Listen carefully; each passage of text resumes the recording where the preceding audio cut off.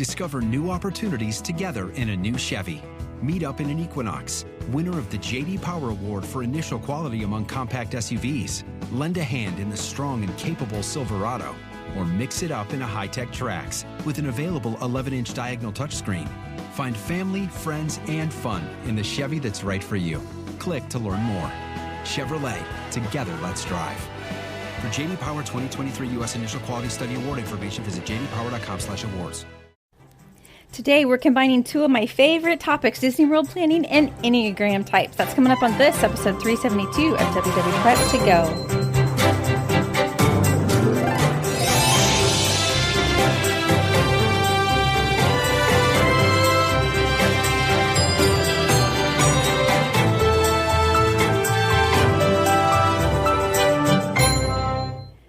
Hello and welcome to WW Prep to Go, where we talk strategy and ideas for people planning their Disney World trips. I am your host, Shannon Albert from WDWPrepSchool.com. Thank you for being here for episode 372. Today we are going to be talking about all the different Enneagram types and how that comes into play with Disney World planning. But before we get into that, a reminder to follow on social media because we are busy every day putting out information. Just search WDW Prep School on all of the platforms. We have Q&As on Facebook. We have Q&As on Instagram stories. We post news on all the platforms. TikTok, there's fun stuff going out. Some of it is helpful. Some of it's just fun. So make sure you look on all the different platforms. We also do YouTube videos. We're everywhere. So make sure you find us. And I also wanted to mention that we have a food and wine guide that is out. It is an ebook with more than 200 pages in it, reviews of every single item, pictures, tips on how to do the festival, the best seating areas at the festival, etc. I will link to that if you're interested in using that on an upcoming trip. So now let's talk about Enneagram planning, Enneagram and Disney World planning, and how it looks in all the different types. Starting off, I just want to mention that I am obsessed with personality types, and I always have been. It used to be Myers-Briggs, which was the kind of personality test that was used a lot more in the 80s. And actually, there was a very early podcast episode where I talked about Myers-Briggs personality typing in Disney.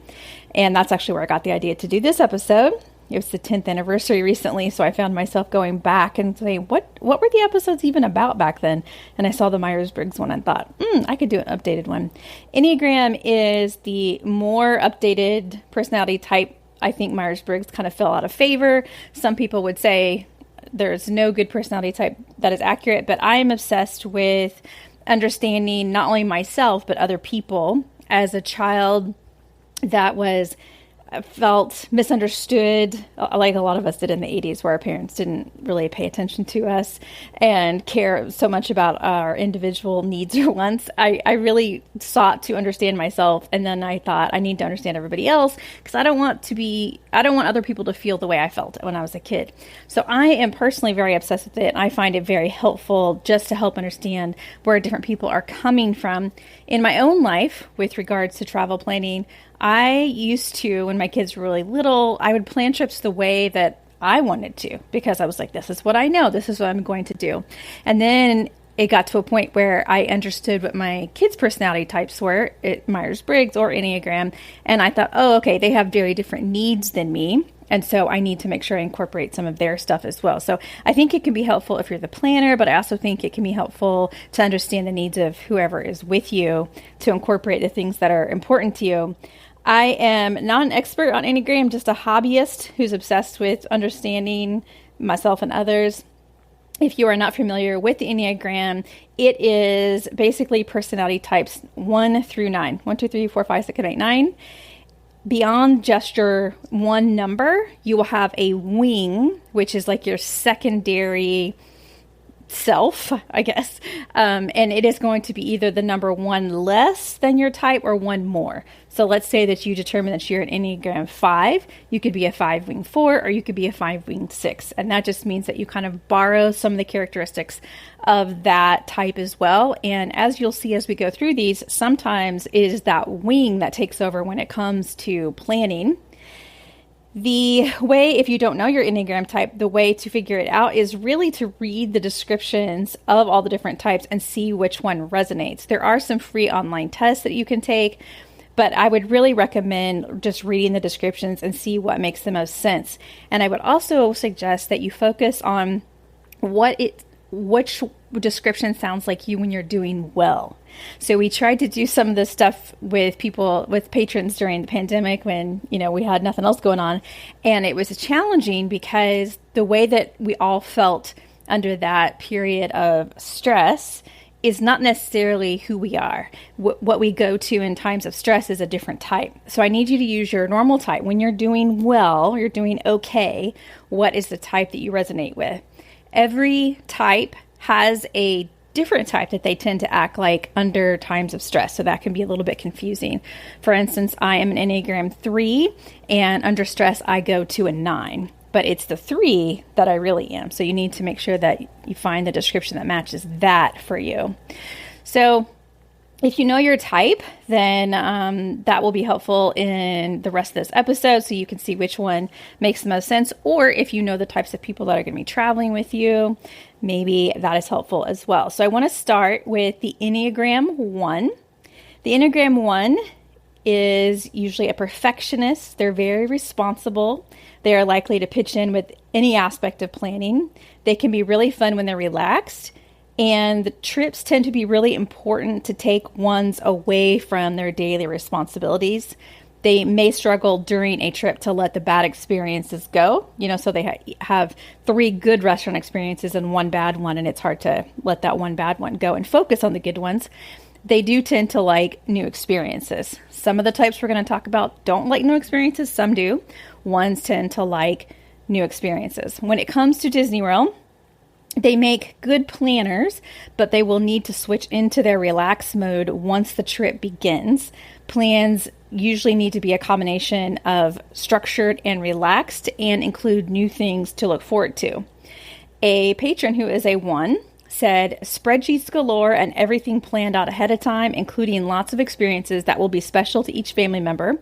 But once I'm there, I have to let go and build in relaxation that I will enjoy because the stress of hitting the mark for everyone gets to me. That person happens to be a 1 wing too. So they're going to have elements of both. And some of the things in that statement I just read are very much an Enneagram 2. So let's talk about Enneagram 2s next. Enneagram 2s are helpers, caretakers. They consider everyone else's needs and often forget their own.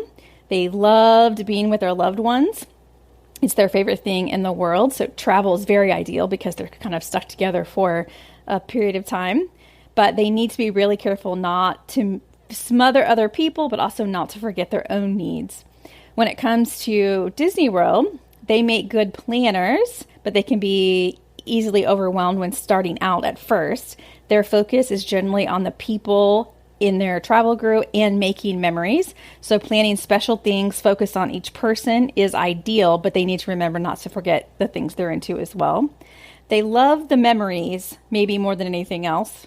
So anything that helps with that is fantastic, like taking lots of pics, and they need to be thanked or validated so that they don't become resentful, because they do tend to put in a lot of work for their people, but the people need to be grateful for that because they do go out of their way. A patron said, who is a 2, said, my downfall is being disappointed when things go in a way where it disappoints the people I am with, or if they don't appreciate things I went overboard to plan, especially if I feel like I lost or let people down. So definitely a lot of focus on all the other people and wanting to help them as much as possible. Enneagram 3, that is me. We are achievers. We have a very strong focus on efficiency. We like to come across as confident. We do tend to focus on public perception with things like matching shirts on a trip and getting the right photo. We do tend to like things that feel special. So for Disney World, we tend to make good planners who absolutely love the planning process. I have a feeling this is going to be a lot of people listening to this. We tend to want to have lots of plans, and we'll definitely be interested in special things like dessert parties or VIP tours or making sure we eat at the best restaurants. Efficiency is always top of mind. So things like touring plans and minimizing waits will factor in heavily, hence why I cannot imagine never buying individual Lightning Lanes or Genie Plus or any of that kind of stuff. It can be very expensive to be a 3 because of that. And 3s need to remember to factor in other personalities. So I told you at the beginning, it took me a little bit to factor in that my kids are very different than me and I needed to plan accordingly. A patron who is a 3 said, if I don't accomplish everything on the wish list and maximize my time, I feel like I have failed at vacationing. And that is it. We are big to-do list people and we know how to put the pieces together. I often describe my mind like a Tetris game, and every task is a piece in the Tetris game, and I want to make sure they all fit together perfectly with no gaps or spaces in between. So I'm just really trying to fit as many things as possible into a day. We can get a lot done, but of course that is not always the most important thing during a trip. Enneagram 4s, they have a heavy focus on aesthetics. They tend to be romantic, creative, have deep feelings, be intuitive. For Disney World, they can make good planners because they intuitively understand the needs of people around them, but they might feel bogged down by all the details of planning. They are sensory seekers who are likely to make a plan that is a combination of adventure and relaxation. They tend to like to book things based on pictures or videos they have seen, and they often want special experiences or to do the very best things. I know this personality type very well because my daughter fits this description. She is an Enneagram 4, and she would often bring special outfits on trips. She would plan the photos out ahead of time. She wanted to do salon visits. So when she was younger, that was Beauty by Boutique, and then later on it was the salon at Grand Floridian. She would plan out photo shoot ideas, and she also always wanted to know the plan. But also when we were there, she always wanted to stop and smell the roses. Aesthetics are huge, but for a 4, it's different than a 3. So for a 3, like me, we would often want to take pictures and have it just perfect so that when we posted it, it made us come across the best way possible. 4s don't necessarily care about that as much. My daughter, in fact, hates social media, but she just can't not think about aesthetics. It's just for her own personal use.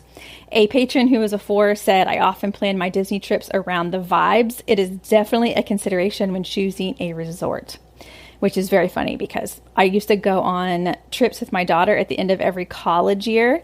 We would go somewhere she liked, like a beach, and then we would do a few days at Disney World, and we always picked the prettiest resorts, including places like Port Orleans French Quarter, because I knew that the aesthetics were going to weigh in heavily to her having a really good trip. So that's Enneagram 4s. Enneagram 5, these are analytical investigators. They can come across as very detached. They tend to be spreadsheet lovers and have limited energy for socialization each day. So having a plan is super important to them so that they know how to budget their energy. They make great solo travelers, or they are great at traveling with one person who they feel like they can relax around. For Disney World, they can make good planners because of their love of research and analytical nature, but they do remember to focus on the people that are going to be there. They likely will want to build in downtime to their plans. Sometimes living in the present can be difficult for Enneagram 5s, so having lots of pictures to look at after can be even more important to them, so they can almost enjoy the trip in retrospect. So they may not necessarily feel like they're enjoying it in the middle of it, but when they look back on it, they can kind of enjoy it afterwards. A Enneagram 5 said this in the patron group: spreadsheets and itineraries are my love language, constantly overanalyzing, but also prepped with all the info for a quick pivot. I also love waiting on a bench and people watching to recoup some energy while my family enjoys the thrill rides. So pretty typical Enneagram 5, and that person happens to be a 5-wing 6, so some of the next description is going to fit them as well. Enneagram 6s are very prepared, anxious, fearful. They tend to be overpackers, and they have thought through every single scenario that you can imagine. When it comes to Disney World, their plans will often be complete because they have prepared for anything and everything. They like to have a plan so they know what to expect, and that helps them to be less anxious. They tend to like returning to the same location and the same routine, and they value memories through things like souvenirs and pictures. So every time they see a souvenir they bought, they can reminisce on the trip. A patron who is a 6 said, as a frequent goer, Disney World is a safe way to try new things because there's a safety net if something new doesn't pan out as planned, or if I don't like something. I know there's still plenty else that will be great. So I like that viewpoint because they're repeating, Disney World over and over again. But if they want to branch out a little bit, they can try a new thing, a different resort, etc. Enneagram 7s are human golden retrievers. They are enthusiasts. They want to maximize their fun. They have high energy, joyful, adventurous. They are the most likely to enjoy every aspect of a trip before, during, and after. For Disney World, they can make good planners because they like researching things that will bring them joy. They will want to experience as many things as possible. They'll often want to include adventurous things. So for Disney World, I would suggest something like the Wild Africa Trek tour, or any tour really, or surf lessons at Typhoon Lagoon. They will find it easy to plan too much in a trip, so they need to watch out for that.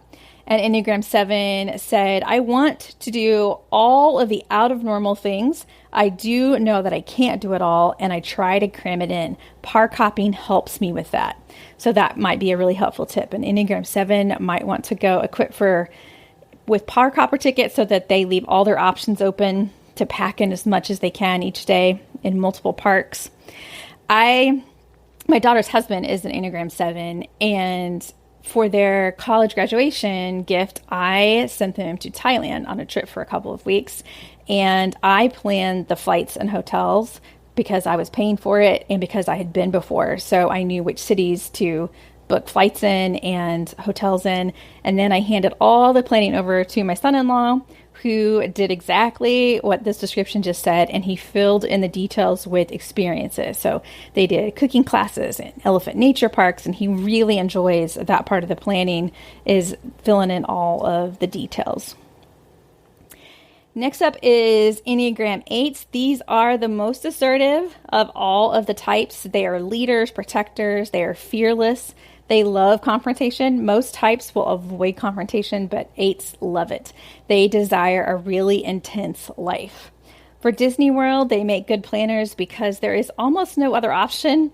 They really like being in charge. If they aren't the planners, at the very least, they need to feel like they aren't being controlled by whoever the planner is. They do need to have a plan that includes a variety of elements because they desire an intense life. So you need to include as many things as possible. This quote from an Enneagram 8 patron was slightly tongue-in-cheek, but I thought it was funny. I want to include it. She said, as an 8, I do like the idea of planning, but it is not a priority to be the planner. I like to outsource the plan exactly as I requested it to be done, then force everyone to adhere to the outsourced plan while trying to remember to be flexible. So, she's sort of kidding, but sort of not. Even if she's not the one planning it, she's going to outsource it, and it's going to be planned the way that she wants. So however it happens, she's going to be in charge, and that is that. And lastly, we have Enneagram 9s. These are the peacemakers. They're very agreeable, easiest for most other types to get along with. And I will say that in my reading and interaction with patrons about this topic, I learned that 9s who are, if you're listening to this and you're a 9, you are likely going to be really pulling in from your wings to do the planning, because 9 wing 8, 9 wing 1. Because in general, 9s struggle with decision paralysis. They don't necessarily like to be in charge, but if you're here, you probably don't mind the planning. And so you are likely pulling in your 8 or your 1 wings to help you make decisions. In general, 9s need lots of downtime. They can struggle with decision paralysis. They are likely to want to allow others to plan or base their plans around what everybody else has said that they want. If you're listening to this, you maybe are not doing that as much. They're likely to want to repeat trips and redo things that they liked previously. They are not likely to want strict plans, but loose ones instead. So this one can really go a couple different ways, but if you're here, you're likely not struggling so much with the decision paralysis, but a lot of 9s do. A patron who is a 9 said, I want to pre-plan a lot so that I don't have to make decisions in the middle of the fun, because that diminishes the fun for me, especially if I need to consult with other people about the decision. So I think that's super helpful. They want to learn everything ahead of time so that they don't have to deal with the decisions, because that can make it a not so fun trip. Love that. So that is that for all of the different Enneagram types. I would love to hear from you all if you have any thoughts or anything on your types and how it manifests when it comes to Disney World planning. I think that will wrap up this episode of WDW Prep to Go. For more information on this episode, including the text version of everything that I talked about, you can check the show notes in your podcast app or go to the website, wdwprepschool.com. Click on podcast at the top, scroll down to episode 372. Until next time, I will see you on the site.